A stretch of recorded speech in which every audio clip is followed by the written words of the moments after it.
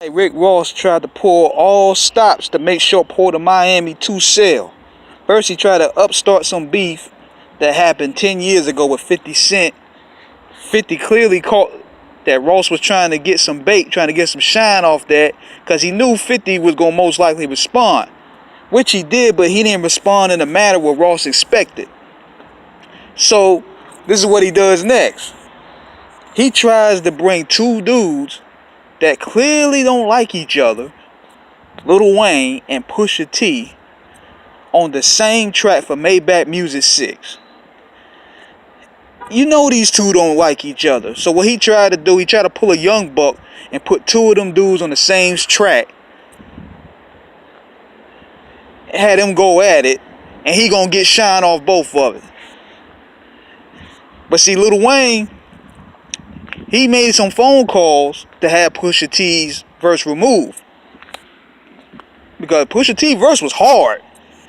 Talking about fake rappers with false crowns. It was one of the hardest verses Pusha ever dropped. He coasted on that joint. It could be two reasons why Lil Wayne wanted that joint out there. He ain't want it up there. Number one, he knew standing against a caliber MC like Pusha T, his verse wasn't going to really stand out like that, because a lot of rappers do that. And number two, he taking shots at his team. Now, I found that kind of odd. Now, I looked at Jordan Tower, and Jordan Tower claims that Lil Wayne made some phone calls, and he told Ross, either you delete Pusha's verse, or you delete my number. We don't no longer work together. So, Rose is pulling a lot of controversies to get this album to sell. Then, he dropped Nipsey Hussle's verse, where he's going at Tekashi 6ix9ine, calling him a snitch.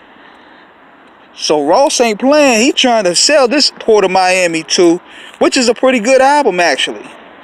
I wouldn't call it Port of Miami 2 because there's nothing reminiscent to the first album, because the first album had more of a Scarface type thing. This album here I would consider more like deeper than rap 2, because it's more of a laid back, smooth transition. Port of Miami, the first one, was more like gangster music. He used more Scarface type themes and the concepts for it. So this one here was more like luxury cigar boss rider music. And overall, I think it's pretty good. My only complaint is that I wish he would have did a song with Nas up there, because him and Nas have great chemistry. Him and Ross and Nas have great chemistry. I mean, every track that those two do together is like magic. We need an Escobar Rose album ASAP. But that's another story. So Port of Miami 2 is overall a good album. And clearly Ross is pulling a lot of publicity stunts to make it sell. It's clear and obvious. But it's still a great album. Nevertheless, be sure to cop it on your streaming sites, because it shows that Ross still knows how to pick good beats. He still knows how to make good music, and he knows how to float on certain beats. So that's my little quick analysis on Port of Miami 2. And I'm going to have a review of it sometime in a week or two. So this is King Eric the Great signing out.